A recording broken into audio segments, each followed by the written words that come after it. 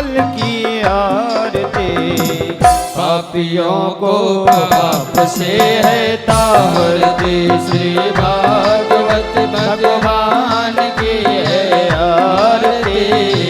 पापियों को पाप से है तारती।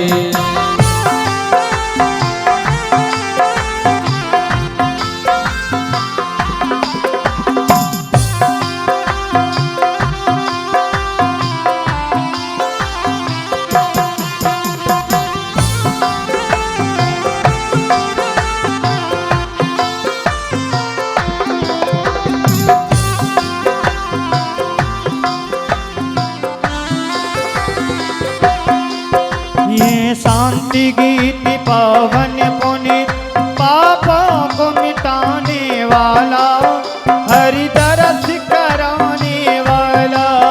ये शांति गीत पावन पुनीत पापों को मिटाने वाला, जय हो। हरि दर्श कराने वाला। ओ यह सुख करनी है दुख हरणी है, सुख करनी है दुख हरणी। श्री मधुसूदन की आरती।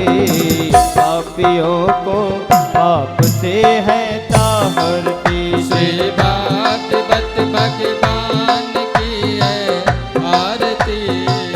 पापियों को पाप से है तारती।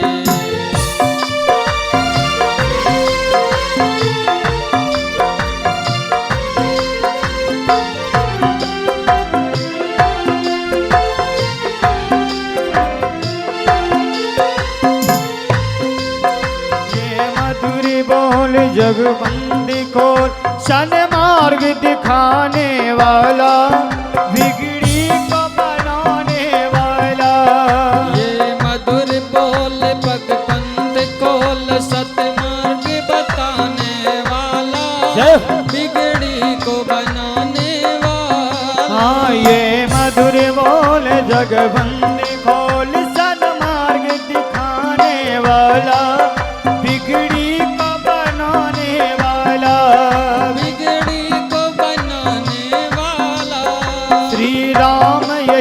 घनश्याम यही, श्री राम यही घनश्याम यही। ओ श्री राम यही घनश्याम यही, श्री राम यही घनश्याम। प्रभु के महिमा की आरती। पापियों को पाप से है तारती। श्री भागवती भगवान की है आरती। पापियों को पाप से है तारती। कर्पूर गौरम करुणावतारम संसार सारम भुजगेन्द्रहारम सदा वसंतं हृदयारविन्दे भवानी शैतं नमामि। तुमेव माता च पिता तुमेव, तुमेव बन्धु च सखा तुमेव, तुमेव वेद्या द्रविणं तुमेव, तुमेव सर्वं मम देव। राधे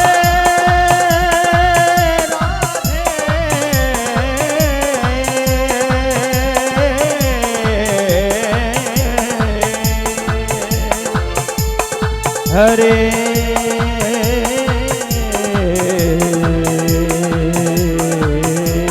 हरे।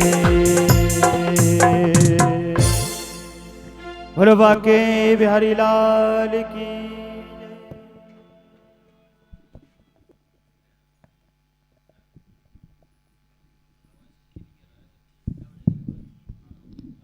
श्री राधे राधे श्याम कर भाई इसको। श्री राधे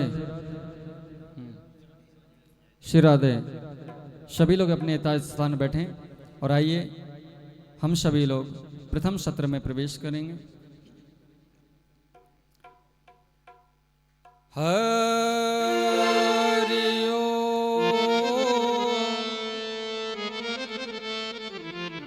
सच्चिदानंद रूपाया विश्वोत्पत्त्यादि हेतवे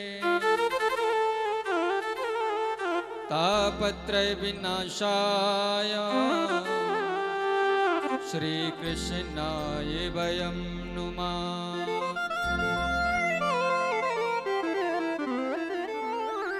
राधे मेरी स्वामिनी, मैं राधे तेरो दास, जन्म जन्म मोह दीजियो श्री वृंदावन को वास। गुरुर्ब्रह्मा गुरु विष्णु गुरुदेव महेश्वरा, गुरु साक्षात् परब्रह्म तस्मै श्री गुरुवे नमः। वृंदावन वृक्ष को मरम न जाने को, डाल डाल अरुपात श्री राधे राधे हो।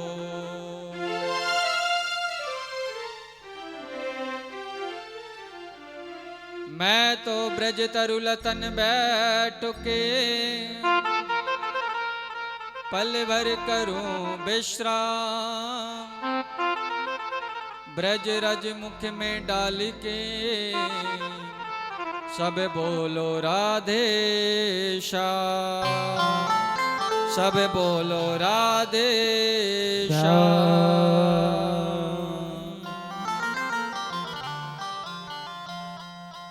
बोलिए वृंदावन बिहारी लाल की जय हो, राधा रानी सरकार की जय, रंगनाथ भगवान की जय, गोपेश्वर महादेव की जय, अपने अपने माता पिता की जय, सदगुरुदेव भगवान की। आइए हम सभी लोग मिलकर के बड़े परम सौभाग्य का विषय है, क्योंकि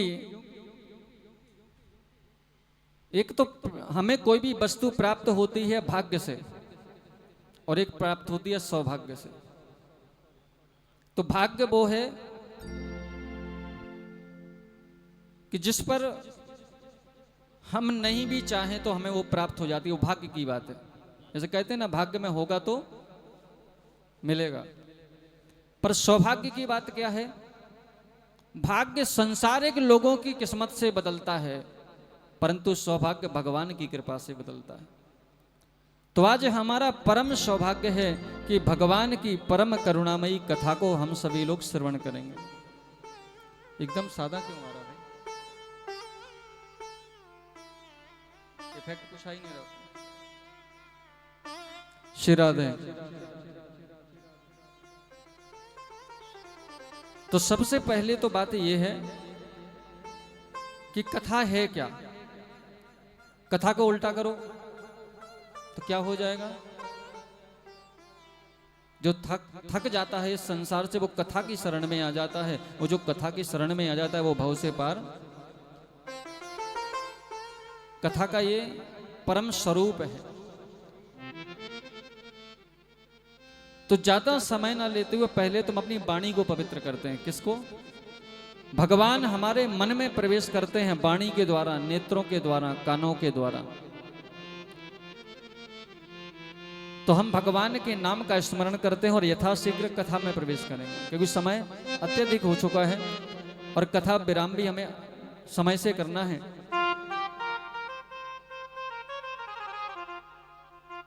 तो आइए भगवान के नाम का संकीर्तन हम सभी लोग करते हैं। और क्योंकि हमको हमेशा अपनी वाणी को, मुख को पवित्र करना चाहिए, क्योंकि भगवान कहते हैं निर्मल मन जन सो मोहि पावा, मोहि कपट छल छिद्र न भावा।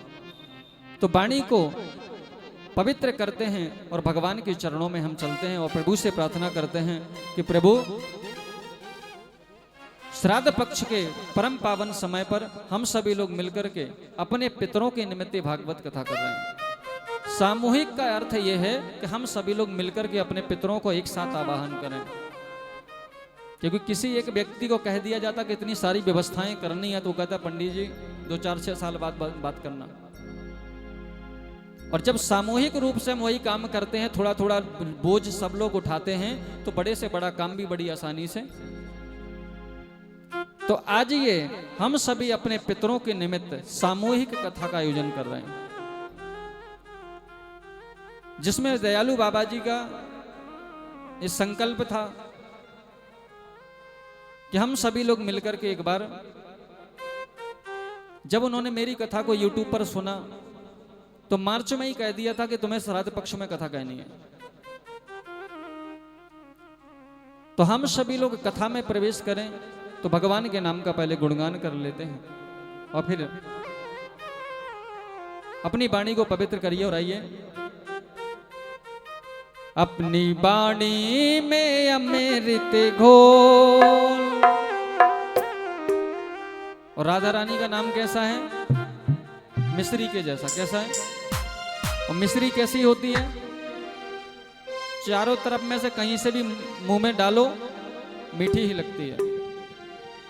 तो भगवान का नाम आप चाहे हिंदुस्तान में हो, चाहे इंग्लैंड में हो, चाहे कहीं पर भी हो।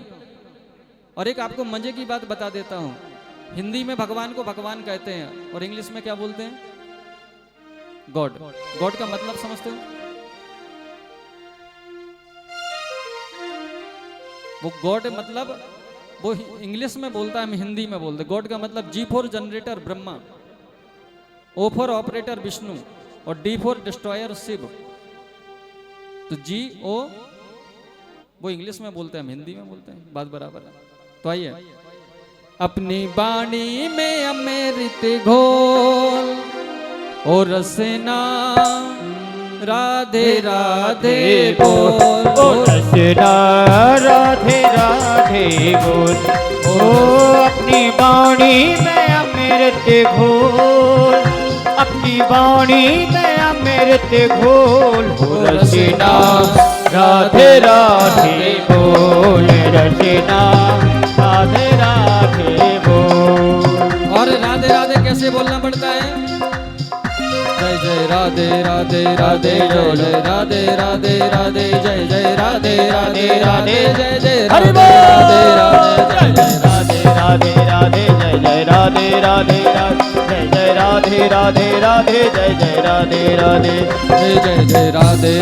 राधे जय जय राधे राधे राधे जय जय राधे राधे राधे जय जय राधे राधे राधे जय जय राधे राधे राधे राधे राधे राधे जय जय राधे राधे राधे जय जय राधे राधे राधे जय जय राधे राधे।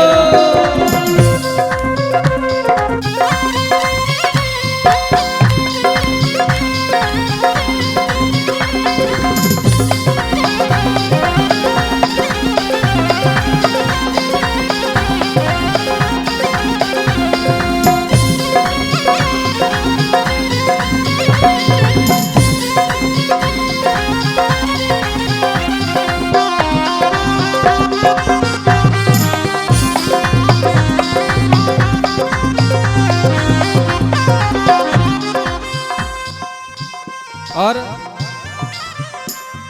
भगवान का हम जब नाम लेते हैं तो भगवान के नाम की महिमा है।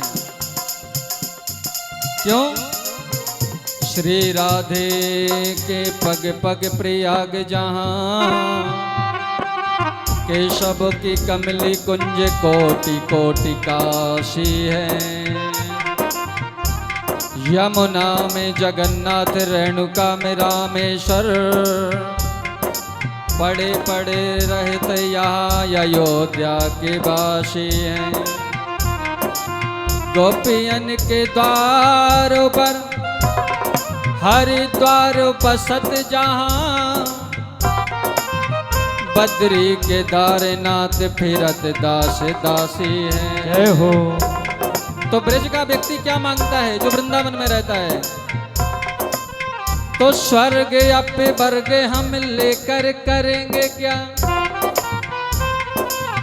जान लो हमें हम वृंदावन के वासी हैं। फिर हमें संसारिक भौतिक वस्तुओं की जरूरत नहीं, क्योंकि ठाकुर जी हमारे पास हैं।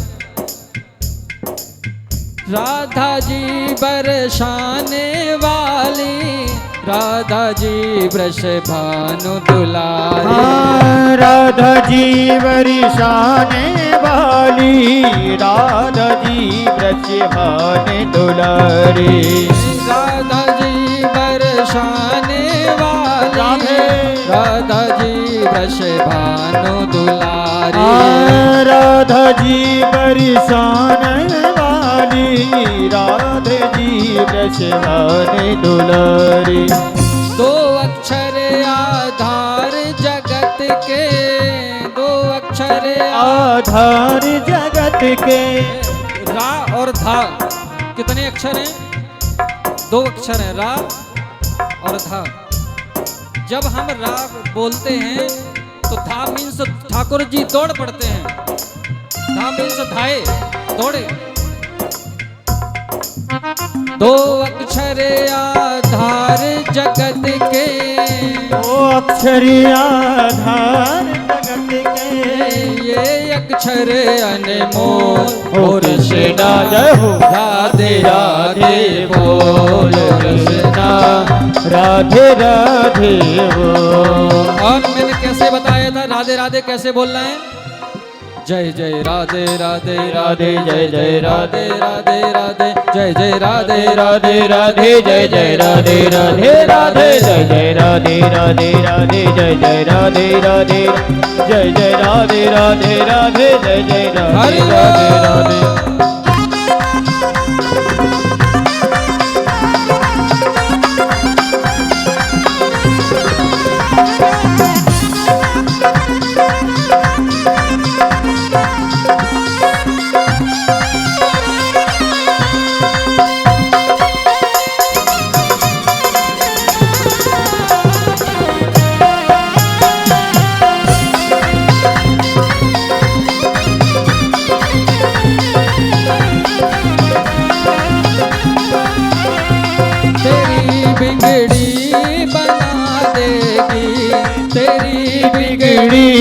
बना देगी चरण रज राधा प्यारी जो।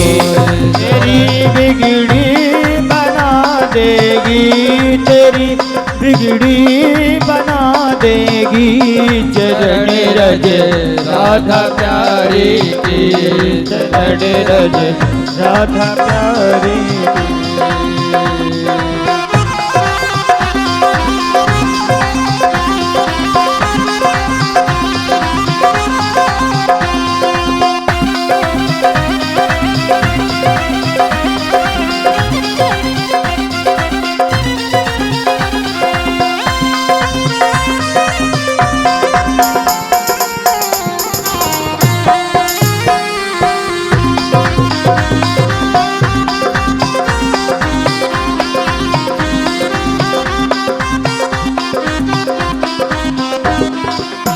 बिन राधा नहीं सजे बिहारी, बिन राधा नहीं सजे बिहारी। बिन राधा नहीं मिले बनवारी, बिन राधा नहीं मिले बनवारी। बिन राधा नहीं सजे बिहारी, बिन राधा नहीं मिले बनवारी। राधा नहीं सजे बिहारी, बिन राधा नहीं मिले बिहारी। इनके चरण पकड़ लो भक्तों, इनके चरण पकड़ लो भक्तों, इनके चरण पकड़ लो भक्तों, इनके चरण पकड़ लो भक्तों। भटकना दर दर डोल हो रचना, जय हो राधे राधे बोल रचना, राधे राधे बोल हो रचना, राधे राधे बोल।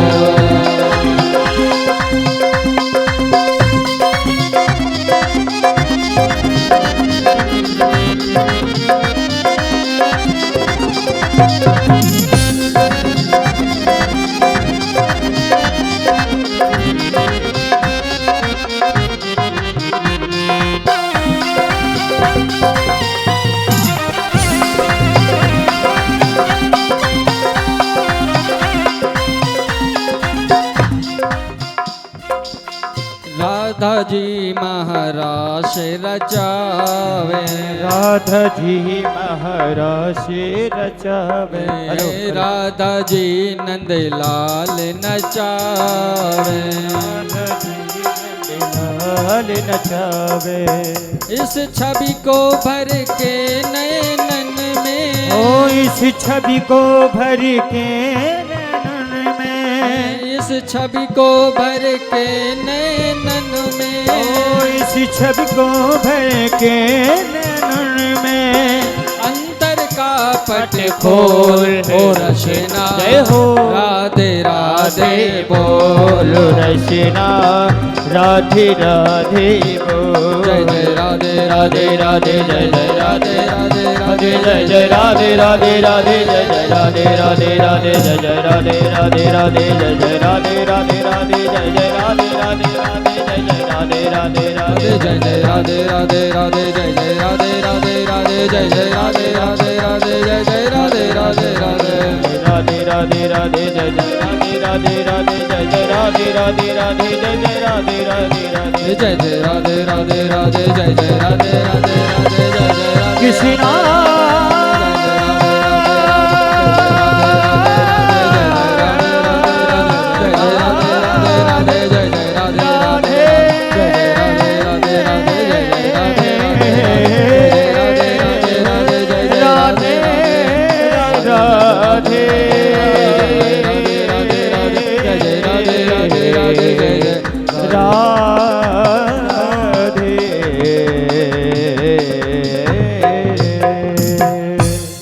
बोले वृंदावन बिहारी लाल की, राधा रानी सरकार की जय जय श्री राधे। और जब हम अपने मन को और वाणी के द्वारा जब मन को पवित्र करते हैं, तो आप सभी ने देखा होगा कि जब हम लोग वृंदावन जाते हैं ना, और वृंदावन की भूमि पर जैसे ही हम पैर रखते हैं, वैसे ही हमारा तन मन सब कुछ पवित्र हो जाता है, और फिर ऐसे लगता है कि अब वृंदावन में ही रहने को मिल जाए तो सब कुछ छोड़ो छाड़ो। ये हमारे ठाकुर जी का प्रभाव है। कितना भी धनाढ्य व्यक्ति हो, कितना भी अरबपति खरबपति यदि वृंदावन चला गया तो वो कहता है यार दुनिया की सबसे अच्छी जगह है, कुछ करना नहीं, कुछ धरना नहीं, राधे राधे जपना और बढ़िया 56 भोग मिलते भंडारे में, और बस हरि बोल। तो आइए, यह जो कथा श्राद्ध पक्ष के द्वितीय पक्ष में हम सभी लोग श्रवण कर रहे हैं, अपने पितरों की मुक्ति के सहायतार्थ। तो ये पितरों के निमित्त कथा हो रही है, तो कुछ चर्चा हम पितरों के बारे में कर लेते हैं। हो सकता है कि आप सभी को कुछ जानकारी हो भी, कुछ हो सकता है कि आपको जानकारी ना भी हो, क्योंकि सांसारिक बातें तो हम सभी लोग करते हैं, पर पितरों का ये विशेष उत्सव है 15 दिन का, तो हम पितरों के निमित्त ही कुछ जानकारी हासिल करेंगे। तो कहते हैं कि जो व्यक्ति इस संसार को छोड़कर के परम धाम को चला गया और उसके एकादशाय का पिंडदान हो गया। एकादशाय जानते हो, 11वें महीने, एक बरसी का। जब तक उसका 11वें महीने का पिंडदान नहीं होता, जब तक वो पितर नहीं बनता। याद रखिएगा। कब तक? दूसरी बात, जब तक उस व्यक्ति को उसके पितरों में मिला नहीं दिया जाता, जब तक उसका भोजन नहीं निकलता। पर माताएं बगैर कुछ सोचे समझे निकाले रहती हैं। जब तक पितरों में उसको नहीं मिला दिया जाता, तब तक उसके नाम की थाली आप निकालोगी भी तो उसे लगेगी नहीं, क्योंकि वो पितर बना ही नहीं। जब वो पितरों के साथ इस पृथ्वी पर आएगा तभी तो वो भोजन को ग्रहण करेगा। तीसरी क्रिया यह होती है कि जो व्यक्ति इस दुनिया को छोड़कर के चला गया है, वो पितर बन गया है। तो जरूरी नहीं है कि वो पितर बना है। कारण हर व्यक्ति अपने जीवन में पाप और पुण्य करता है। क्या करता है? तो यदि उसने पाप किया है तो वो नरक की यातना भोगेगा, तो वो पितर नहीं बना। क्या नहीं हुआ? जब तक हम उसको नरक की यातनाओं से मुक्त नहीं कर देंगे, जब तक वो हमारा पितर नहीं बनेगा। क्या नहीं कर देंगे? जब तक उसकी मुक्ति का मार्ग हम नहीं बनाएंगे, जब तक वो हमारा पितर, और जब तक वो उस ताड़ना से ग्रसित रहेगा, तब तक हमारे घर में क्लेश, झंझट, आमदनी बहुत होना, पैसा का ना बचना, बेटे का विवाह हो जाना, किसी कारण से बहू का छोड़ के चला जाना, केस कर देना, घर में अनेक प्रकार के जो झंझट पैदा होते हैं, व्याधियां पैदा होती हैं और संतान वृद्धि रुक जाती है, उसे पितृदोष कहते हैं। यदि ऐसा आपके घर में है तो आपको जान लेना चाहिए कि आपके घर में पितरों की कृपा नहीं है, क्योंकि संसार में दो ही हैं जिनके रुष्ट हो जाने पर हमारे जीवन के कोई भी काम सफल नहीं होते। पहले पितर और दूसरे भगवान। भगवान की पूजा आप बेशक बाद में करना, पर पितरों की पूजा, कुल देवता की पूजा उससे पहले करना। पर हम लोग उल्टा करते हैं, भगवान की पूजा पहले, पितरों की हो गई तो होगी नहीं, राधे श्याम। तो यह 15 दिन पितरों के उत्सव का दिन है। किसका दिन है?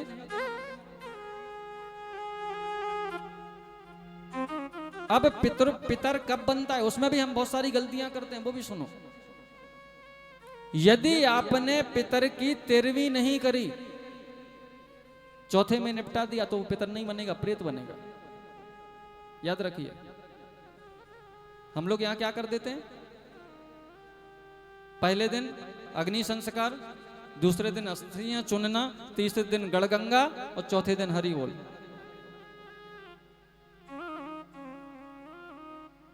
तेरह दिन क्यों मनाए? 5 ज्ञानेंद्रियां, 5 कर्मेंद्रियां, 10 होती हैं शरीर में। मन, बुद्धि और अहंकार कितने हो गए? 13। ये हमारे शरीर में है, गूगल में सर्च करिएगा, जानकारी के लिए बता रहा हूं आपको। पहली बात। दूसरी बात, जब तक ये इंद्रियां पूर्ण तरीके से मुक्त नहीं हो जाती, तब तक वो व्यक्ति पितर नहीं बनता। यदि उसकी एक भी इंद्री किसी संकट में ग्रसित है, तो वो पितर नहीं बनेगा। 1 साल 11 महीने उसको क्यों लगते हैं? 11 महीने के बाद पिंडदान क्यों होता है? उसका भी कारण है। एक व्यक्ति आज मरा तो भगवान के यमराज के पास चला गया, ऐसा नहीं होता। 13 दिन तक तो उस घर में वास करता है और वो देखता है कि कौन मेरे लिए क्या कर रहा है। आप देखना, जब तक 13 दिन नहीं होते उस घर में पता नहीं अजीब सा लगता रहता है। सच बोल रहा हूं। और 13 दिन होते ही अचानक सब कुछ ठीक हो जाता है। हाँ या ना? मैंने अनुभव किया है, आपने किया हो या नहीं किया हो। जब 13वीं का पिंडदान होता है, उसकी अंतिम विदाई होती है और पितरों से, उसके पिंड से भेंट होती है। मैंने अनुभव किया है। आपको लगेगा कि हाँ वाकई में ये व्यक्ति अब जा रहा है। वो शरीर छोड़ के गया था, पर जब वो पिंड के साथ वो अपनी आत्मा को लेकर जाता है।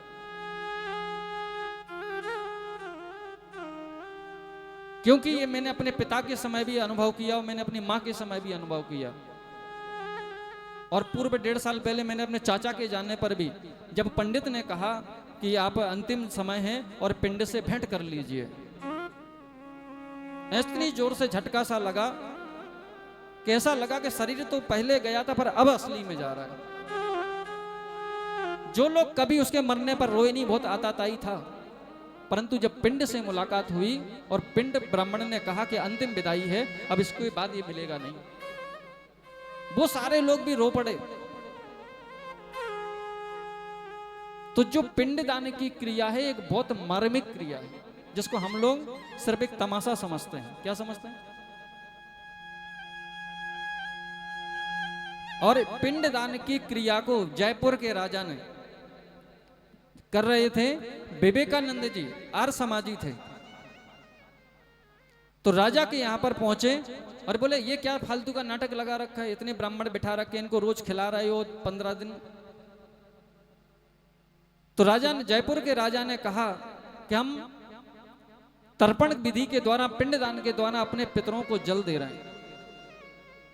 तो विवेकानंद ने तर्क दिया कि मेरा एक फूल का, पुष्प का वृक्ष जयपुर में लगाए और मैं दिल्ली में मेरा वृक्ष लगाए और जयपुर में मैं हूं, यदि मैं यहां से जल दूंगा ऐसे करके तो क्या लग जाएगा? तो जो ब्राह्मण थे वहां पर उनके गुरुजी नहीं थे। तो बोले देखो भैया, इतना हमें तो मालूम नहीं, परंतु हमारे गुरुजी कल आ जाएंगे तो आप मिल लीजिएगा। तो अगले दिन वो वृद्ध जो गुरुजी थे वो पधारे। विवेकानंद जी ने सेम क्वेश्चन किया और जब गुरुजी आए तो गुरुजी से जब बोला तो गुरुजी बोले कि देखो, ये हमारे शास्त्रों की विधि है, ये गरुड़ पुराण में लिखा है। तो राजा ने ब्राह्मण देवता के कहने पर एक ऐसा चद्दर बंधवाया चौकोर और यहां तर्पण कराया और राजा से कहा कि राजा देख के आओ वहां पर क्या है। प्रत्यक्ष बता रहा हूं। जब राजा गया तो वहां पर देखते हैं कि मेरी माता मही, बृहद माता मही और बृहद माता मही का जब पिंडदान वो तर्पण किया गया था तो मेरी दादी ऐसे हाथ किए थी। राजा ने खुद कहा, मानो ऐसे लग रहा था कि मैं जल दे रहा हूं और मेरी दादी, मेरी मां और मेरी परदादी जल को ग्रहण कर रही है। फिर भी विवेकानंद जी को इसका भरोसा नहीं हुआ क्योंकि यार समाजी थे। बोले हम कैसे मान लें? तो ब्राह्मण देवता ने कहा कि ऐसा करो, अपना गोत्र बताओ। बोले तुम क्या करोगे? बोले तुम्हें अब प्रैक्टिकली करना है तो तुमसे ही कर लेते। तो विवेकानंद जी बोले कि मैं तो आर्य समाजी हूं, मेरा कुल गोत्र का कुछ पता नहीं।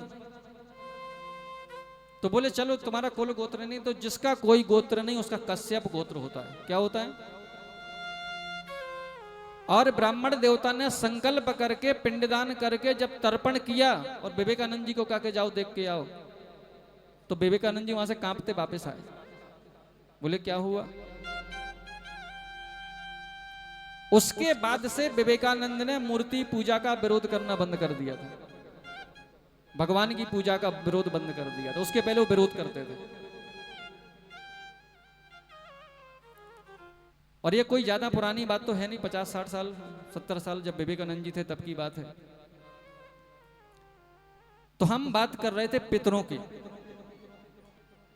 तो हम तर्पण पिंडदान और हम लोग करते हैं एक दशा का पिंडदान होता है 10वें दिन।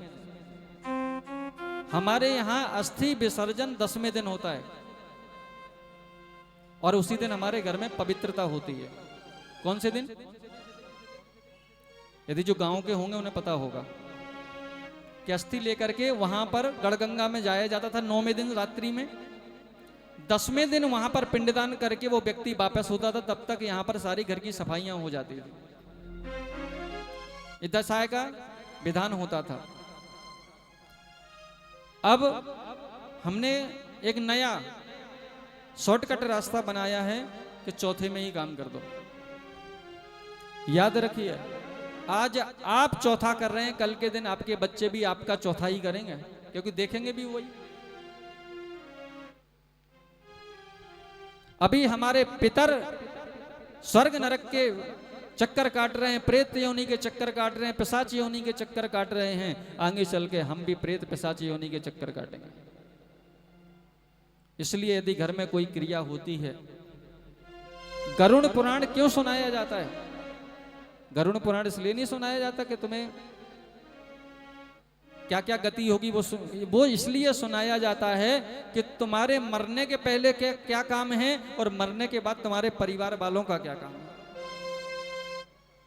पर दुर्भाग्य की बात यह है कि ना तो गरुड़ पुराण सुनाने वाले पंडित जी हैं और ना सुनने वाला कोई यजमान है। कोई एक आधा बैठ जाता है जो अग्नि देता है और बस वो बेचारा सुनता रहता, 10 दिन तक वो भी बोर हो जाता है। वो कहता है मैं ही अकेला फंसा। तो जब गरुड़ पुराण हम सुनते हैं तो हमें प्रॉपर जानकारी मिलती है कि हमें कौन कौन सी क्रिया। अच्छा, 13वीं की क्रिया में क्या होता है? कितने लोगों को पता है?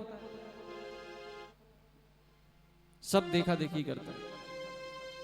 सस्ते से पंडित जी मिल जाएं, हमारे घर की खीर पूड़ी खा जाएं, अगला पितर तरे चाहे, हमारे नाम तो कोठी कर गया। अब क्या है, ऐसे ही होता है। जो पंडित सबसे कम दक्षिणा लेगा, यहाँ तो बहुत सारे मंदिर हैं, सब में चक्कर काटती हैं माताएं, इसके पास उसके पास उसके पास, जो सबसे कम वाला उसी को।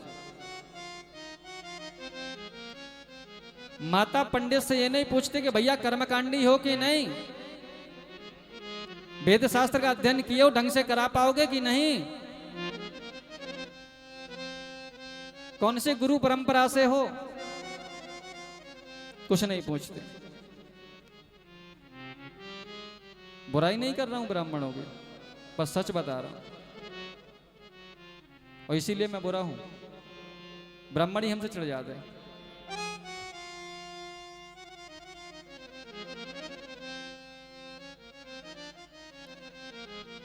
क्योंकि मेरा कहना यही है, ब्राह्मणों से भी यदि आपको नहीं आता पढ़िए, शास्त्र हैं, वेद हैं, ग्रंथ हैं, सही जानकारी लीजिए, यजमान को सही जानकारी के द्वारा काम कराइए, तुम्हारा भी कल्याण होगा और उसका भी।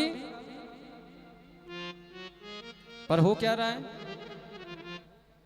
यजमान को सस्ते से मतलब है और पंडित जी को दक्षिणा से मतलब है, काम हो चाहे नहीं। सच कह रहा हूं। तेरहवीं की क्रिया समझो। तेरहवीं के दिन 13 ब्राह्मण वेद पाठी खिलाए जाते हैं। कैसे खिलाए जाते हैं? जो वेदों का अध्ययन करते हैं, गायत्री संध्या करते हैं और नित्य प्रति भगवान की माला, गुरु की माला जप करते हैं। यदि आप ऐसे ब्राह्मण को नहीं खिला रहे हो तो कोई काम आने वाला।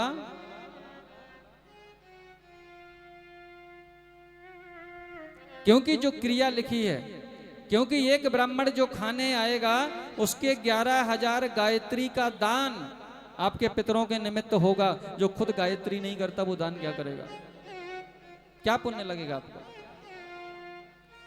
और दुर्भाग्य की बात है, कहना नहीं चाहिए, दिन भर फ्लैट दिखाते घूमते हैं और अगले दिन 13वीं में निमंत्रण खाते हैं। ये दुर्गति है पालम की। क्योंकि यजमान को चाहिए सस्ता और अगले को चाहिए दक्षिणा।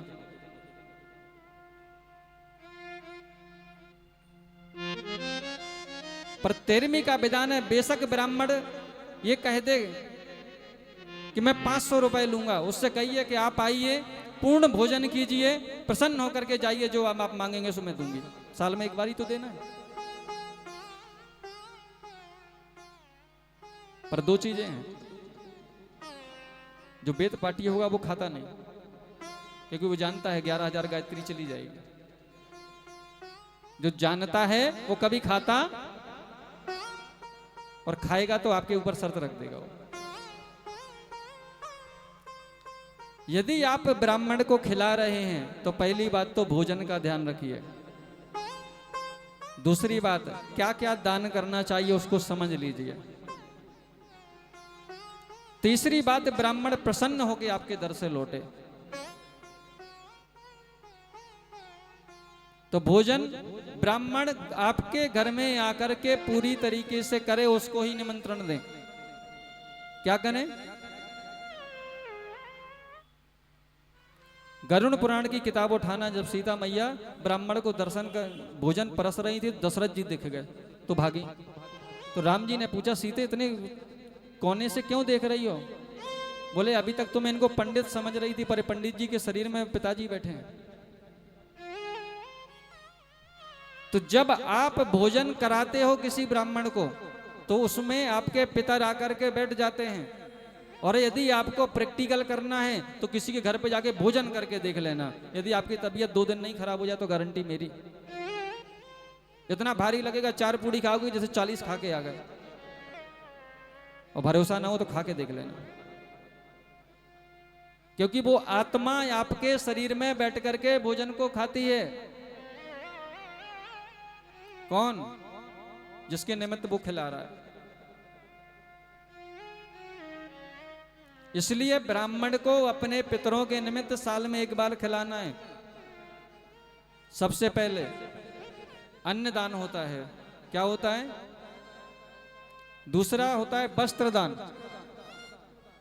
तीसरा होता है द्रव्य दान, दक्षिणा।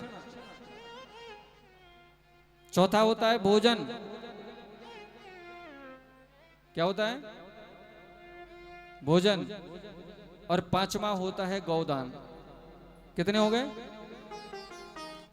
अब चार तो कहते हैं पंडित जी कर लेंगे, पर पांचवा थोड़ा गड़बड़ है।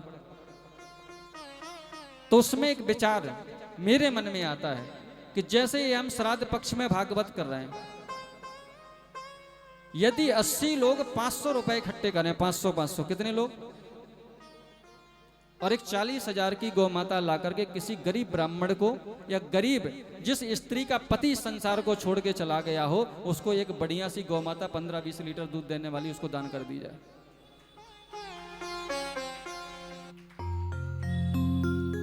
तो क्या होगा? हमारा दान सफल हो जाएगा और उस हमारी समाज की बेटी का घर चलेगा उस गौ माता से। जब वो 20 लीटर दूध देगी तो उसको बेच करके अपने बच्चों की अच्छी परवरिश कर पाएगी, उनको पढ़ा लिखा पाएगी और आपको जन्म जन्मांतर तक याद रखेगी। हाँ या ना?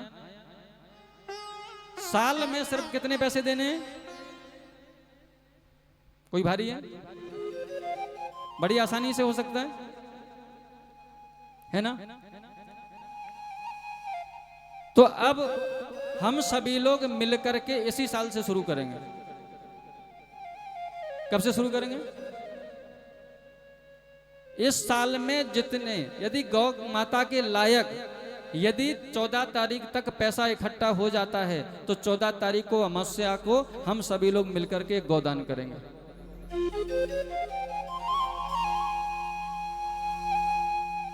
सहमत हैं आप लोग कि 500 रुपए में भी सोचना है? क्योंकि यदि आज आप करोगे, कल आपके लिए और कोई खड़ा होगा। आज आप नहीं करोगे, कल आपके लिए कोई खड़ा। सीधा सा है, दीजिए तो अभी तो 6 दिन बाकी हैं। ये पहला प्रयास है मेरा, मेरे मन के भाव हैं, आप लोगों से कह रहा हूं। कोई दे तो भला और ना दे, 7 दिन बाद मैं भी अपने घर, आप भी अपने घर। पर जब कभी संकट आएगा, कोई दिक्कत आएगी, कोई विपदा आएगी, तो याद करोगे कि 500 रुपए दे देती हूँ पंडित के कहने पर। पंडित थोड़ी ना लेके जा रहा था। एक गौ माता में 33 करोड़ देवताओं का वास होता है। हमारे गोविंद उसके पीछे भागते हैं। जिस दिन आप गौ माता को दान कर दोगे, उस दिन गोविंद भागते ढूंढते ढूंढते उस गौ माता को आपके घर पहुंच जाएगा।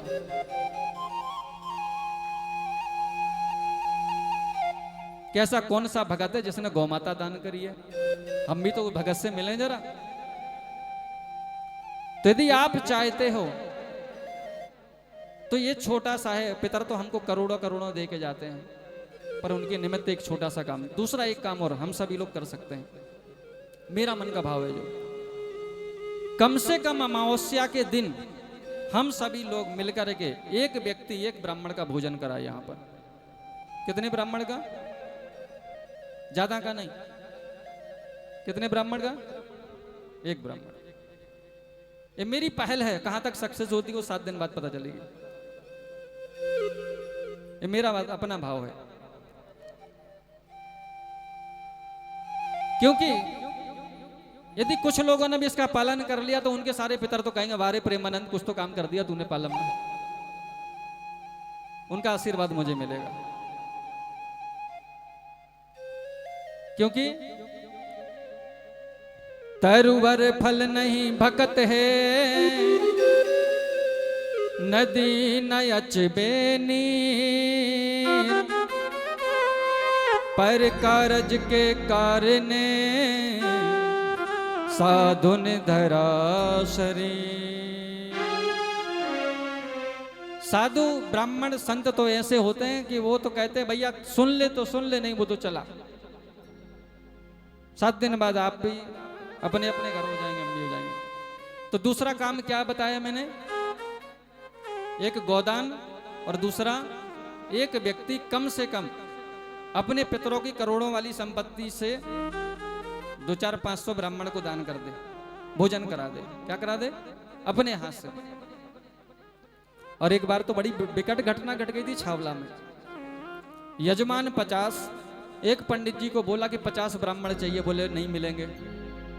फिर एक दूसरे को मैंने बोला, बोले मिल जाएंगे। और सडनली क्या हुआ, अमावस्या के दिन 100 ब्राह्मण पंडाल में। बोले हमने सुना ही नहीं था कि आपने मना किया है। अब सारे यजमान कहे गुरुजी हम तो 50 का ही जुगाड़ बनाए, अब क्या होगा। इतने में क्या हुआ कि इस रास्ते से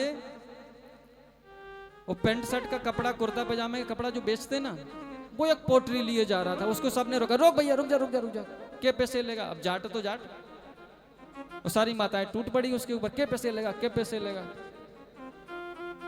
बोले लेने कितने हैं? बोले तू बता तेरे पास हैं कितने। और उसके सारे कुर्ते पजामे के कपड़े खरीदे और उसके पास पूरे 50 ही निकले। जो 700 रुपए के हिसाब से बेच रहा था वो 300 के हिसाब से दे गया, वो भी चोरी का था। सारे ब्राह्मण खुश हो गए। ठाकुर जी ने उसको इसलिए भेजा था कि ब्राह्मण ऐसे ही चले जाएंगे, 50 कहेंगे बारे बा, 50 गाली देंगे। तो जब हमारे पितर कृपा करते हैं तो जो हम नहीं भी चाहते वो भी हमसे करवा देते हैं। तो ये 2 काम हम सभी को करने चाहिए। तीसरा काम ये होता है कि हम लोग जब भी हमसे बने तो हम अपने पितरों के निमित्त यदि गोदान नहीं कर पा रहे हैं तो कम से कम महीने महीने 100-100 रुपए इकट्ठे करो। कितने हो जाएंगे? मैं तो 500 कह रहा हूं। 100-100 रुपए भी इकट्ठे करोगे तो कितने हो जाएंगे? 1200। आपको देने कितने हैं? 700 रुपया का आपका फायदा। पति मना भी नहीं करेगा। तो यहां पर हम सभी लोग पितरों के निमित्त बात कर रहे हैं। किसके निमित्त?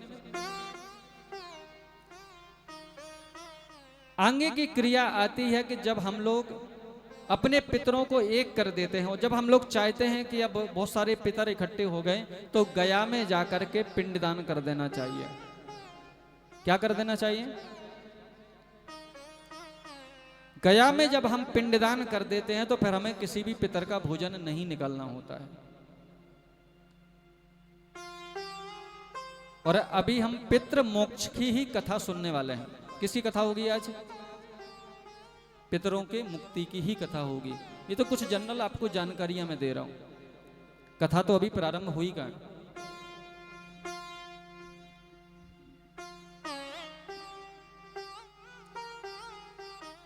तो आइए, ये कुछ जनरल जानकारियों के बाद अब हम सभी लोग कथा के श्रीमद् भागवत कथा के 12 स्कंदों में से प्रथम स्कंद में प्रवेश करने से पहले हम पहले 6 अध्याय जो पितृ मोक्ष गोकर्ण उपाख्यान की कथा है, हम उसको श्रवण करेंगे। ये श्रीमद् भागवत रूपी कथा इस पृथ्वी पर कैसे आई, इसको आप गौर से सुनिएगा। श्री राधे।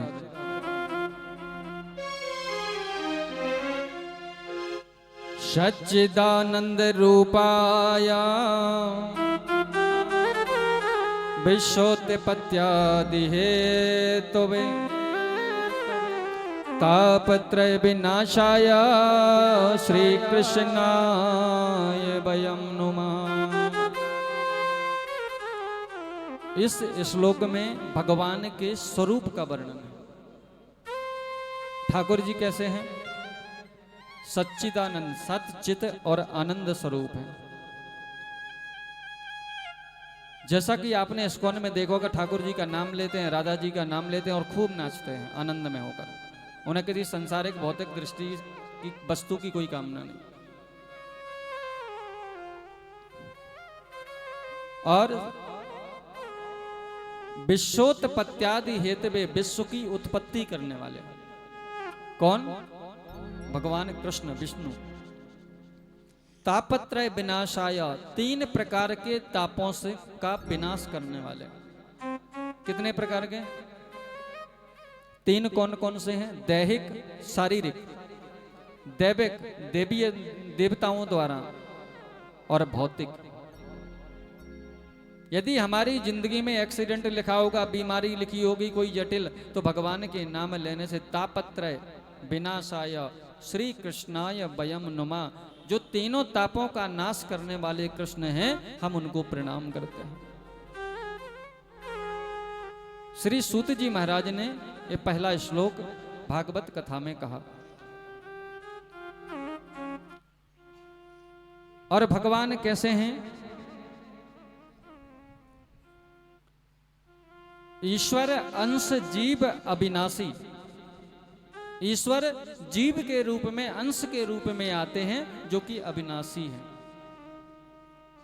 चेतन विमल सहज सुख राशि। चेतन है, ये कभी मर नहीं सकते, हमेशा अजन्मा है। विमल, आत्मा से पवित्र कोई संसार में वस्तु। चेतन विमल सहज, आत्मा ना अच्छी होती है और ना ही बुरी होती है, सहज स्वरूप होता है, और सुख को देने वाली आत्मा होती है। तो जो भगवान का भजन करता है, भगवान का कीर्तन करता है, क्योंकि आज हम सभी लोग बैठे हैं, आज से 10-20 साल पहले इस मंदिर में और कोई बैठा होगा हमारी जगह, आज वो संसार में नहीं है। तो हम भगवान का हम भजन करेंगे तो ही हम फायदे में रहेंगे, नहीं हम पूरी जिंदगी अकाउंट में डालते रहेंगे और भाई हमारे काम आने वाला। किसी ने, साहित्यकार ने बड़ा प्यारा लिखा, तूने जो कमाया है वो दूसरा ही खाएगा, खाली हाथ आया बंदे खाली हाथ।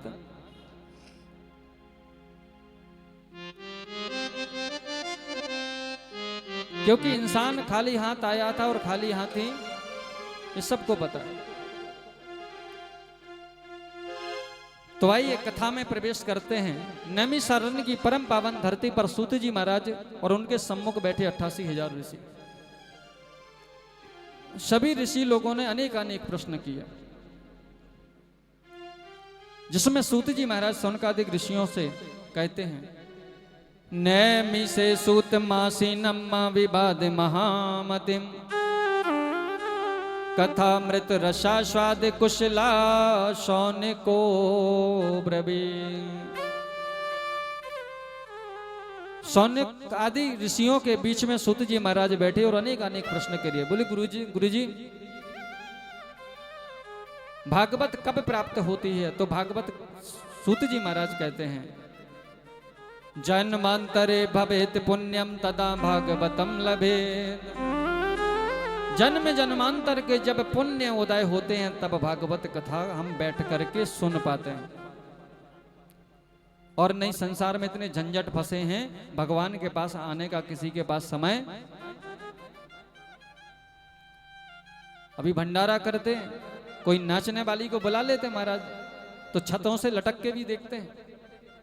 पर सत्संग कथा हो रही हो, कहते पंडित जी आए हैं, अपने मतलब को सिद्ध करेंगे, चले जाएंगे, हमारा क्या होगा। पर एक बार विचार करिए, जो ब्राह्मण आया है वो 7 दिन तक सिर्फ आपको, अपने आप को सुधारने का, आपके परिवार को सुधारने का, आपके समाज को सुधारने का, आपके देश को सुधारने की 7 दिन तक बकबक करता रहता है, बोलता रहता है। उसने अपने लिए क्या बोला? सूत जी महाराज कहते हैं, जैसे हम सभी को भ्रम होता है, वैसे ही परीक्षते कथा वक्तुम सभाया संस्थिते सुखे, सुधा कुंभम गृहीत्य देवास्तत्र समागमन।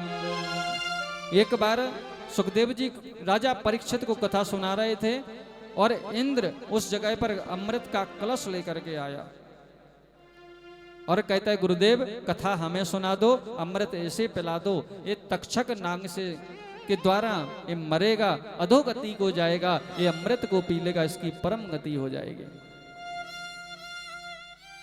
सुखदेव बोले राजन बात तो बड़ी अच्छी है, पर एक बात बताओ, कौ सुधा कौ कथा लोके कौ काचा कौ मणिर महान। बोले राजन एक बात बताओ, कौ कथा, कथा क्या है, और कौ सुधा अमृत क्या है। कौ कथा कौ सुधा लोके कौ काचा कौ मणिर महान। अब इन तीनों में श्रेष्ठ क्या है, कांच या मणि, अमृत या कथा। इंद्र बोले सीधी सी बात है, मणि की महिमा कांच से ज्यादा है, और बोले कथा से ज्यादा अमृत की महिमा है। सुखदेव जी बोले देवराज ये आपका भ्रम है, क्योंकि चिंतामणि लोक सुखम सुरद्रु स्वर्ग संविदम। यदि मणि किसी को मिल जाए तो संसार की सुख सुविधाएं, भौतिक सुविधाएं उसको दे सकता है, स्वर्ग की संपदा दे सकता है, परंतु ये भागवत क्या दे सकती है वो सुनो। प्रियक्षतो गुरु प्रीतो वैकुंठम योग दुर्लभम। यदि ये भागवत कृपा कर देगी तो जो योगियों को भी दुर्लभ है गुरु की कृपा हो जाएगी। तो प्रियक्षतो गुरु प्रीतो वैकुंठम योगी दुर्लभम, जो योगियों को भी दुर्लभ है वो वैकुंठ विष्णु का धाम उसको प्राप्त हो जाएगा। ये कथा की महिमा है। अब सुनो राजन, जो तुम बात कर रहे थे कांच और मणि की, कि मणि श्रेष्ठ है कांच है, तो आपका जो अमृत है वो कांच है, हमारी जो भागवत रूपी कथा है ये मणि है। क्यों? आपके अमृत से इंसान अमर होगा पर बैकुंठ को नहीं पाएगा, पर मेरे भागवत रूपी कथा सुनने से इंसान स्वर्ग नरक के झंझट से मुक्त होकर के बैकुंठ को प्राप्त करेगा। ये भागवत की महिमा है। और हमारे गुरुजी कहते थे कि भागवत इतनी आसान नहीं है सुनना। कितनी कठिन है? 3 घंटे 4 घंटे पंडित के सामने बैठे रहना बड़ा कठिन है। बोले भागवत उतनी कठिन है मन में बिठाना जितना कठिन है एक शेरनी के दूध को निकालना। कितनी कठिन है? सुन तो सब लेते हैं पर मन में किसी के, तो समझ लो। कई लोग कहते गुरुजी 50 कथाएं सुन ली, तो हमने कहा तो पत्नी तुरंत कह दी पंडित जी पूछो कुछ बदला। भाई 50 कथाएं सुनी, 7-7 दिन हर कथा में व्यर्थ किए, हजारों लाखों पैसे खर्च किए, इधर उधर भटके कथा सुनने के लिए बसों में ट्रेनों में, फिर उसका फायदा क्या हुआ? गोली खाई और इलाज नहीं हुआ।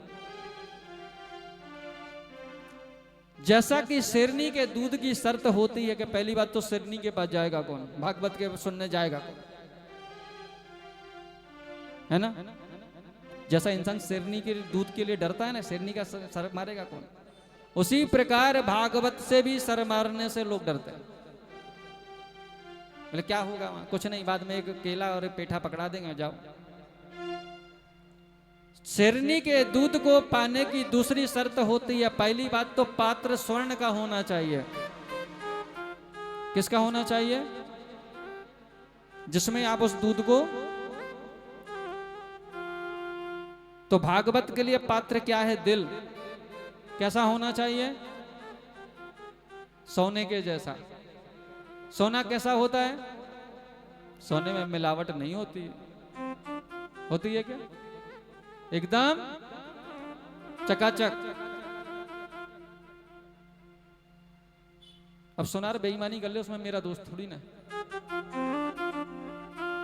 भगवान गीता में कहते हैं धातु नाम कांचनम अस्मि, धातुओं में मैं सोना हूं, हाथी में मैं ऐरावत हूं,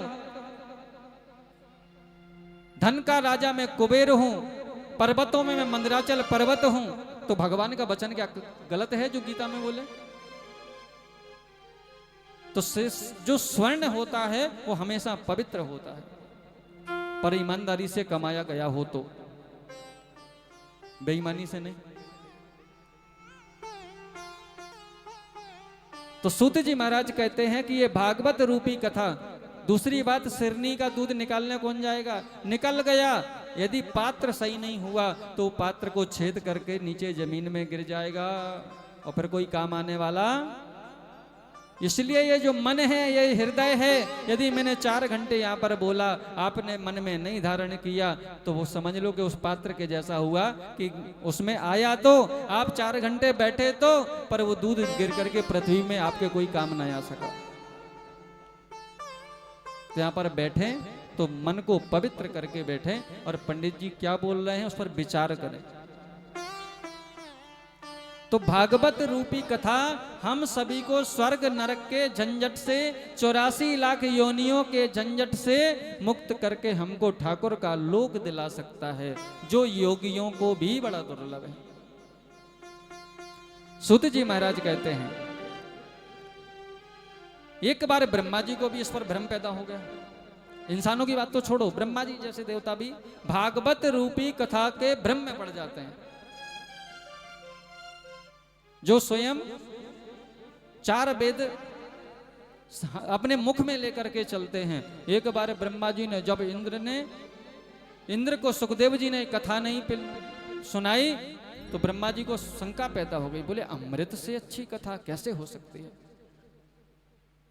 तो ब्रह्मा जी ने क्या किया, सारे वेद शास्त्र ग्रंथ उपनिषद इकट्ठे किए और एक तराजू मंगाई और एक तरफ भागवत रख दी, एक तरफ सारे ग्रंथ रख दिए, पर सारे ग्रंथों में तुलना नहीं हो सकी कि भागवत के पल्लड़े को उठा सके।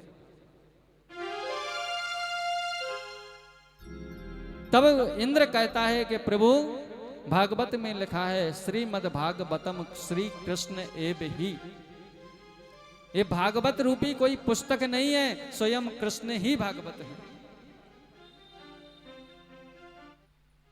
जैसा कि किसी के घर में पितृ दोष हो, प्रेत पीड़ा हो, घर में संतान ना हो रही हो, अनेक जो भौतिक दुनिया के झंझटों में फंसा हुआ व्यक्ति हो, यदि उसके घर में कोई क्लेश चल रहा हो, भागवत रूपी कथा को करके उस समस्त कष्टों से मुक्ति पा सकता है इस कलयुग में। तो सूत जी महाराज कहते हैं, ब्रह्मा जी को इंद्र ने कहा कि ब्रह्मा जी आप इसके चक्कर में मत पड़ो, ये कृष्ण की महिमा है, हम पहले ही वहां पर अपनी बेइज्जती करा के आए हैं और तुम अब भागवत को छोड़ दो। ब्रह्मा जी बड़े लज्जित हुए कि मैं कृष्ण का परीक्षण करने चला था, कि ब्रह्मा जी को याद था भगवान लीला कर रहे थे, ब्रह्मा जी ने गोचारण करते समय गायें चुरा ली थी, बाल लीला में कथा आएगी। तब ब्रह्मा जी की दाढ़ी ठाकुर जी ने अच्छे से की थी कि तुम्हें जितना बताया जाए उतना काम करो, एडवांस करने की जरूरत। तो सुखदेव जी कहते हैं, राजन सभी सूत जी महाराज से शौनकादिक ऋषि कथा श्रवण कर रहे थे। एक दिन सूत जी महाराज कहते हैं, एक दाही विशालायाम चत्वरा ऋषियो मला शतसंगार्थ समायात दद्रसुस्तत्र नारदम। ये जो कथा सुना रहा हूं, ये भक्ति ज्ञान और वैराग्य की कथा यहां से प्रारंभ होगी। इस कथा को जिसने मन से सुन लिया, उसके मन में ज्ञान, भक्ति और वैराग्य तीनों एक साथ प्रकट हो जाएंगे। तो नारद बद्रिकाश्रम में बड़ी टेंशन में जा रहे थे, तो सनत कुमार मिल गए। सनत कुमार कौन है? ब्रह्मा की सृष्टि के सबसे पहले पुरुष। कौन? सनक, सनंदन, सनातन और सनत कुमार। ये 5 वर्ष से कभी बड़े नहीं होते और ये चारों भाई श्रोता हैं और चारों भाई ही वक्ता हैं। इनकी कथा कैसे होती है? और एक चट्टान उठाई, वृक्ष के नीचे रखी, एक वक्ता 3 श्रोता, भगवान का निरंतर गुणगान करते चारों भाई। उन्होंने रोक लिया। कथम ब्रह्मन दीन मुखा कुतश्चिंता तुरो भवा। हे नारद, कहां जा रहे हो? कथम ब्रह्मन दीन मुखा, इतनी टेंशन में क्यों लग रहे हो? कुतश्चिंता तुरो भवान, तुम्हें कौन सी टेंशन है भाई? शादी तुम्हारी हुई नहीं, बच्चे तुम्हारे हैं नहीं, गाड़ी बंगला कुछ है नहीं, कि जो तुमसे कोई छीन ले तो तुम टेंशन में आ गए। क्यों? तुम तो हमेशा त्वरितम गम्यते कुत्र, जल्दी जल्दी कहां भागे जा रहे हो भाई? कुतिश्चा गमनम तवा, कहां जाना है? और तुम तो भगवान का भजन करते हो। क्या करते हो? हमेशा भगवान का बीणा पर भजन करने वाले को फिर क्या टेंशन आने पड़ी? क्योंकि हम सभी लोग भजन करते हैं और भगवान का जो भजन करते हैं उसको कभी भगवान की माया पकड़ नहीं सकती।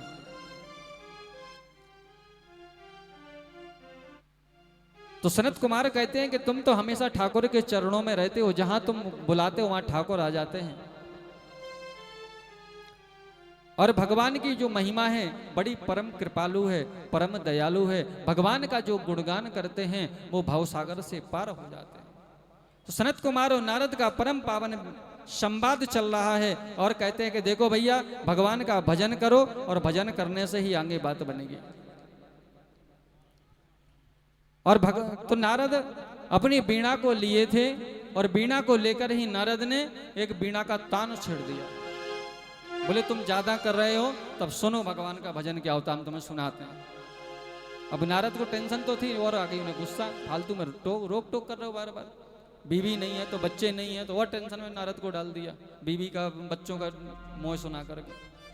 सनत कुमारों के सामने नारद ने बीड़ा उठाई और बोले चारों बहुत बकबक कर रहे हैं, इनको नचाई देते हैं।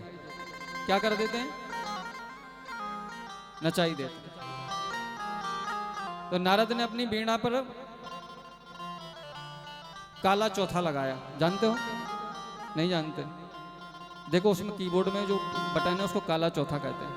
1 2 3 और 4। और नारद जी की शुरू हो गए। बांके बिहारी की देखो छटा, और मेरो मन है भयो लटा पटा, हरी लटा पटा। अरे बांके बिहारी की देख छटा, बांके बिहारी की देख छटा, मेरो मन है भयो लटा पटा, मेरो मन है गयो लटा पटा, मेरो मन है भयो लटा पटा, मेरो मन है गयो लटा पटा। बांके बिहारी की देख छटा, बांके बिहारी की देख छटा, बांके बिहारी की देख छटा, बांके बिहारी की देख छटा।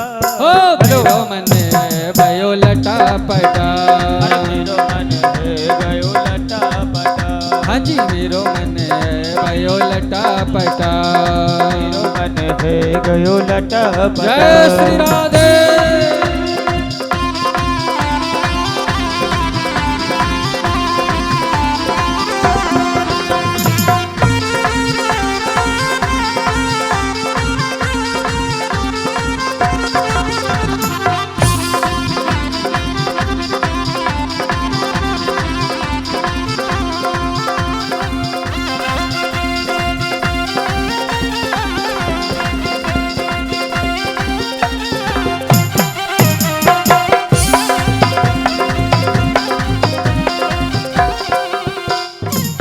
कब से खोजूं गिरधारी को, कब से खोजूं गिरधारी को, कब से खोजूं गिरधारी को, कब से खोजूं गिरधारी को, गिरधारी को बनवारी को, हरि को बनवारी को। कोई बता दे टना जय हो। कोई बता दे उसका पता, उसका पता, मेरो मन है भयो लटा पटा, मेरो मन है गयो लटा पटा, मेरो मन है भयो लटा पटा, अरे मेरो मन है गयो लटा पटा। बांके बिहारी लाल की।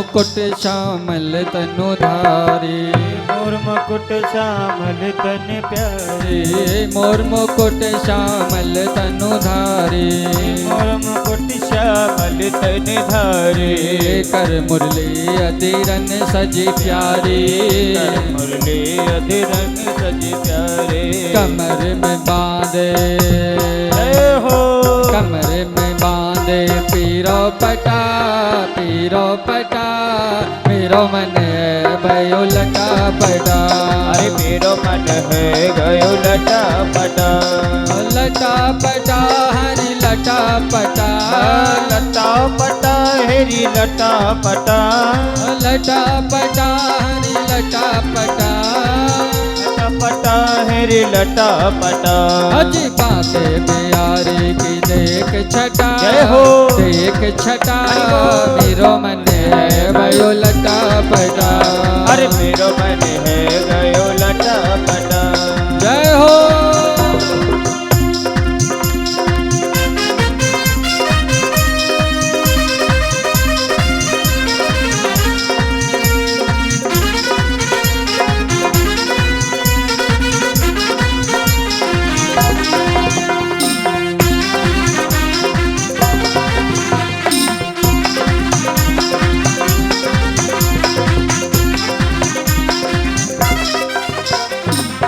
टेढ़ी नजरे घट घुंघराली, ओ टेढ़ी नजरें लटे घुंघरारी, मार रही मेरे दिल पे कटारी, मार रही मेरे दिल में कटारी, मार रही मेरे दिल पे कटारी, मार रही मेरे दिल में कटारी, शाम बरन जैसी कारी घटा, अरे श्याम बरन जैसी काली घटा, मेरो मन भयो लटा पटा, मेरो मन है गयो लटा पटा, अजी बाटे बिहारी की देख छटा, के बिहारी की देख छटा, अजी मेरो मन भयो लटा पटा, मेरो मन है गयो लटा पटा, मिलते हैं उसको बाके बिहारी, मिलते हैं उसको बाके बिहारी, मिलते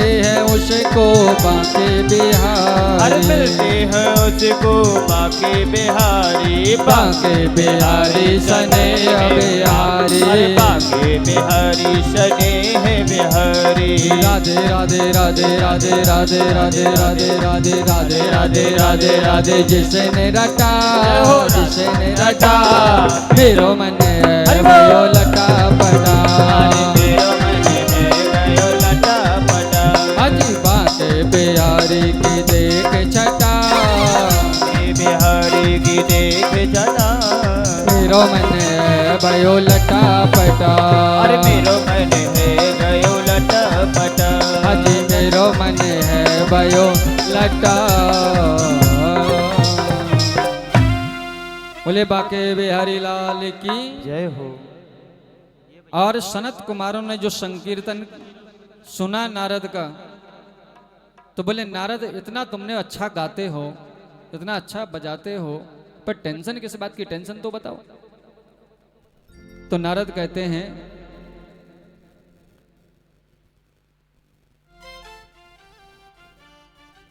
कि एक बार की बात है, अहम तो पृथ्वीम यातो ज्ञात्वा सर्वोत्तमामिति, पुष्करम च प्रयागम च काशी गोदावरी तथा। बोले एक बार मैं पृथ्वी पर गया और पृथ्वी पर मैंने पुष्कर में, प्रयाग में, काशी में, गोदावरी अनेक अनेक तीर्थ क्षेत्रों का भ्रमण किया, परंतु कहीं मुझे शांति नहीं मिली। और मैं मन की शांति को खोजने के लिए, मन के उद्गार को खोजने के लिए, मन के प्रेम को खोजने के लिए मैं सारी सृष्टि में भटक रहा था। तो सनत कुमार बोले ये तो अच्छी बात है, इंसान को अपनी खोज करनी चाहिए। मैं कौन हूं, मैं क्या करने आया हूं इस संसार में, और मैं क्या कर रहा हूं। हर कोई खोजता है, पर दूसरे को जरूर खोज लेता है फटाक से। अरे तुझे नहीं पता हाँ, उसको चाहे 2 दिन से जानती हो, चाहे कोई स्त्री हो चाहे कोई पुरुष हो, उसके बारे में तुरंत जान लेता है सब कुछ, पर उसे अपने बारे में, ये आत्मा क्या है, परमात्मा क्या है, हमें क्या करना चाहिए क्या नहीं करना चाहिए, ये किसी को भी ज्ञान नहीं होता। तो नारद जी कहते हैं, हरिक्षेत्रम कुरुक्षेत्रम श्रीरंग सेतु वंदनम ये विमादिषु तीर्थेषु ब्रह्ममाणायितास्तता। बोले हरि क्षेत्र में गया, कुरुक्षेत्र में गया, श्रीरंग सेतु वंदनम रामेश्वरम में गया, सब जगह भ्रमण किया परंतु कहीं शांति। और बोले कलयुग के लोगों को देख करके तो और मेरी बुद्धि भ्रष्ट हो गई। कलयुग के लोग किसमें फंसे हैं? नाशित सत्या तपा शौचम, ना सत्य है ना शुद्धता है, न दया दानम न विद्यते, न दया है और न दान की क्रिया रह गई हो। उदरम्भरिणो जीवा बरा को कूट भाषिणा। बोले न सत्य है, न दया की क्रिया रह गई, न दान की क्रिया रह गई। सिर्फ इस कलयुग के लोग अपना पेट भरने के चक्कर में अनेक अनेक प्रकार से झूठ बोल करके एक दूसरे को ठगने में लगे हुए हैं। तो सनत कुमार कहते हैं फिर क्या हुआ?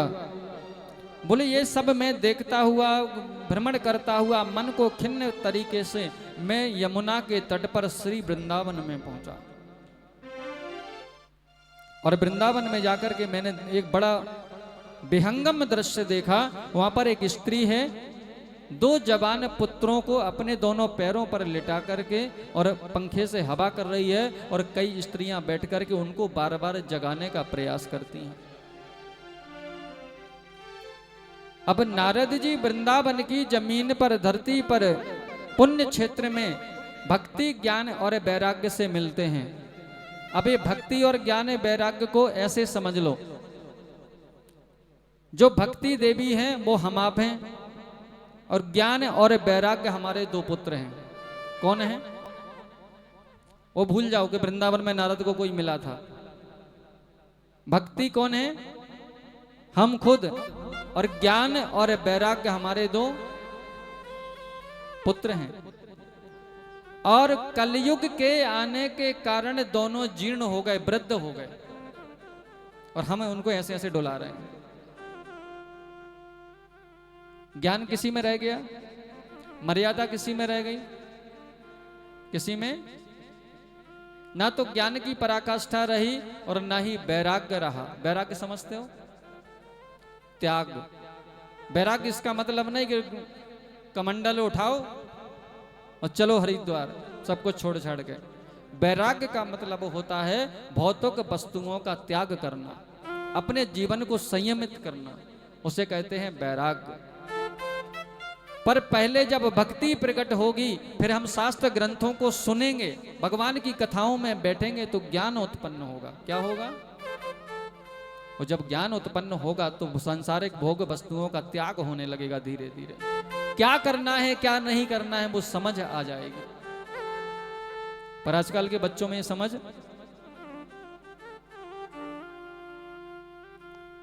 तो सूत जी महाराज कहते हैं, सनत कुमार कहते हैं फिर क्या हुआ? तो बोले जब मैं वहां से जा रहा था, इस दृश्य को मैंने देखा, तो वहां पर वो स्त्री आवाज लगाती है, भो भो साधु क्षणम तिष्ठम चिंताम पिनाशया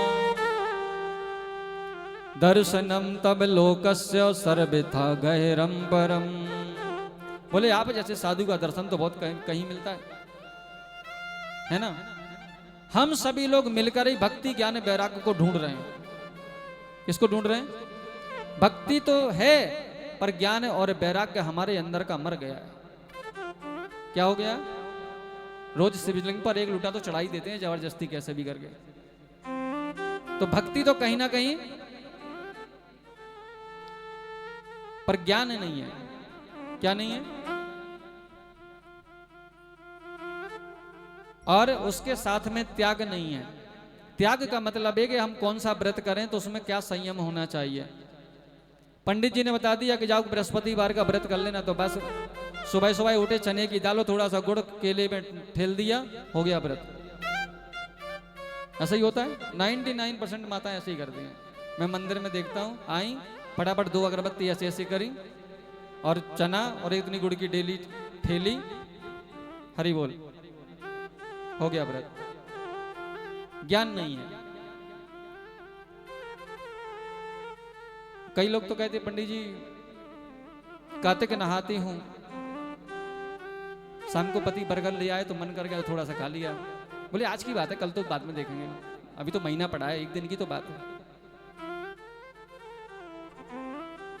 तो जीवन पर संयम नहीं है, त्याग नहीं है, वैराग्य नहीं है। सब जानते हैं कि हमें क्या करना चाहिए पर क्या नहीं करना चाहिए, परंतु संसारिक भोगों ने हमारे उन ज्ञान वैराग्य के, जो अंदर ज्ञान वैराग्य है ना, है सबके पास। सब जानते हैं बेईमानी नहीं करनी चाहिए, सब जानते हैं सास को उल्टा सीधा नहीं बोलना चाहिए, सब जानते हैं जेठानी से बहस नहीं करनी चाहिए, सब जानते हैं कि मैं इसके साथ धोखा कर रही हूं।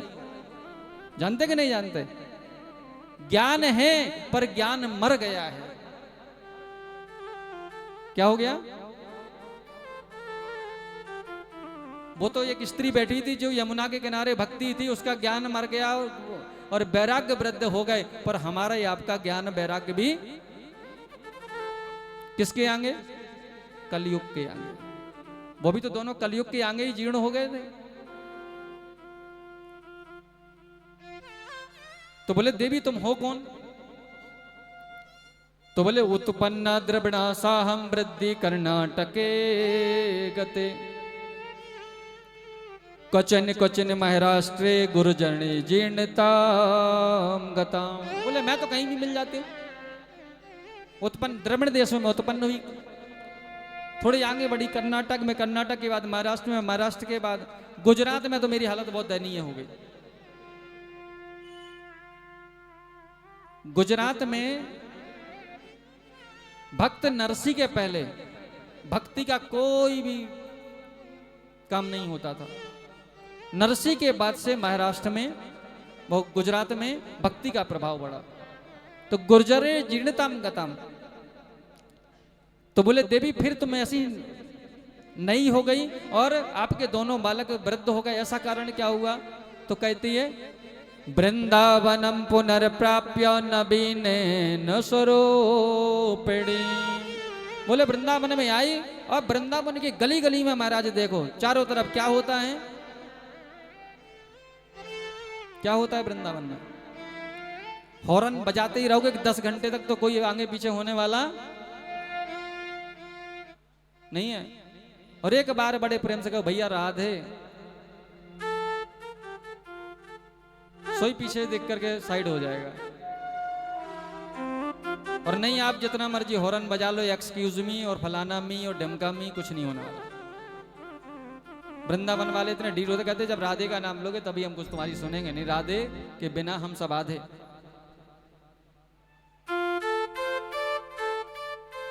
तो सूत जी महाराज कहते हैं, तो सनत कुमार कहते तुमने कुछ किया नहीं। बोले महाराज बहुत कुछ किया, जैसे हम लोग भी बहुत कुछ करते हैं। क्या क्या करते हैं?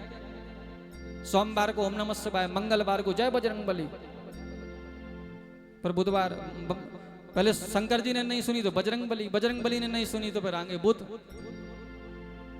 और बुध महाराज ने नहीं सुनी तो फिर आगे किसके पास चले जाते हैं? विष्णु भगवान। और एक के पास और चले जाते हैं, किसके पास जाते हैं? गुरुवार को और किसकी पूजा होती है? हैं? उसके आगे एक की और होती है, मैं नाम नहीं लेता। हाँ यही तो मजे की बात है। अच्छा कितने लोगों को पता है साईं बाबा भगवान है?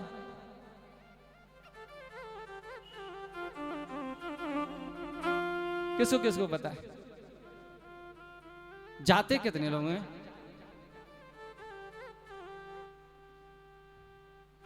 ईमानदारी से बता दो, मजे की बात बताएंगे आपको, आप जाओगे नहीं उसके बाद।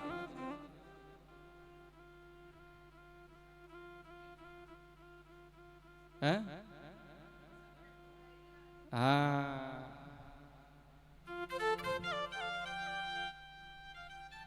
जितने ये साईं बाबा के ठेले चलाते घूमते हैं, इन नांगल के फ्लाईओवर के नीचे शाम को तुम्हारे पैसे का पौआ पीते हैं। प्रैक्टिकल देखना है तो चले जाना।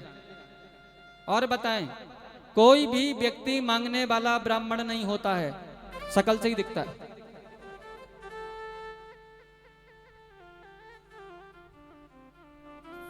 सच्चाई बता रहा हूं, देखो मैं तो जो शास्त्र में लिखा है वो बता रहा हूं, मैं बुरा नहीं हूं।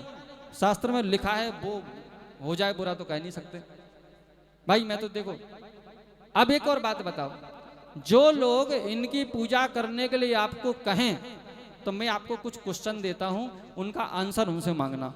बोला फिर मैं तेरी बात मानने को तैयार हूं। पहला क्वेश्चन करना है, इनके माता पिता कौन थे?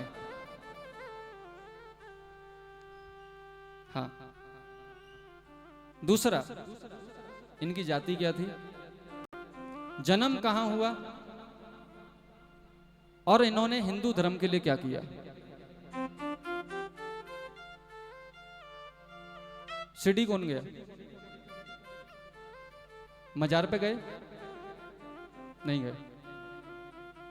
उल्लू बनाने के लिए सिर्फ मंदिर है, पर शिरडी में एक मजार भी है।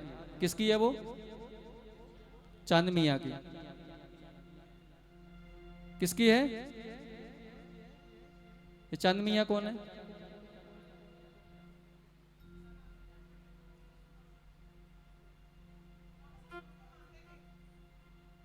देखिए, यदि कोई मानता है तो मैं क्षमा चाहता हूं, परंतु सच्चाई बता रहा हूं, एक बार आप अच्छे से जान लें।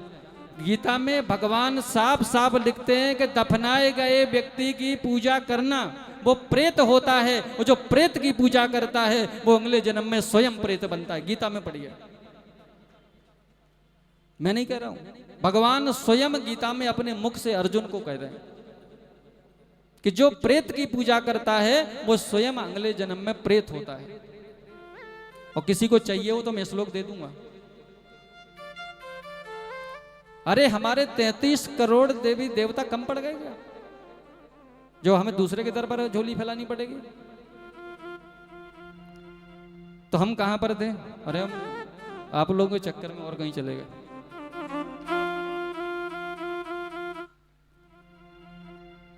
तो भक्ति, ज्ञान और वैराग्य की बात हो रही थी। तो हम लोगों को ज्ञान नहीं है, हम लोग बड़े भोले हैं और दूसरों की बातों में आकर के हम लोग उल्टा फुल्टा कुछ भी कर देते हैं। तो हम अपने वेद शास्त्रों को अच्छे से पढ़ें, और मैं दावे से कहता हूं, किसी योग्य ब्राह्मण से बताए हुए उपाय को करें, या श्रीमद् भागवत कथा को अच्छे से पढ़ें और उसके बताए उपाय को करें। यदि आपका उपाय नहीं करे तो चाहे कोई से भी मियां को पूजना मैं मना नहीं करूंगा, परंतु पहले अपने शास्त्र को पढ़ें, अपने धर्म को जाने। हम लोगों को ज्ञान नहीं होता, किसी ने दो बातें कह दी और हम उसको मान लेते हैं। अरे कृष्ण स्वयं कहते हैं, सर्व धर्मान परित्यज्य मामेकम शरणम व्रजा। सब कुछ छोड़ दे, तू मेरी शरण में आ जा, मैं तेरा कल्याण नहीं कर दूं तो गारंटी। पर हम लोग ऐसा करते हैं क्या? तो हमारे जीवन में भक्ति तो है, ज्ञान और वैराग्य मर चुके हैं, वो जीर्ण शीर्ण हालत में पड़े हैं। तो नारद से सनत कुमार कहते, तुमने कुछ नहीं किया। बोले मैंने सब कुछ किया। वेद वेदांत घोषिश्च गीता पाठिर विबोधितम। बोले मैंने वेद वेदांत सुना डाले, गीता का पाठ सुना दिया, महाभारत सुना दिया, पर दोनों में कोई फर्क। तो बोले अब क्या करना चाहिए? तो बोले मैंने इतना तक किया कि मैंने अनेक अनेक साधु संतों महंतों ब्राह्मणों से भी पूछा कि ज्ञान और वैराग्य को जगाने के लिए क्या करना चाहिए। बोले महाराज सबने मुंह बंद कर लिया।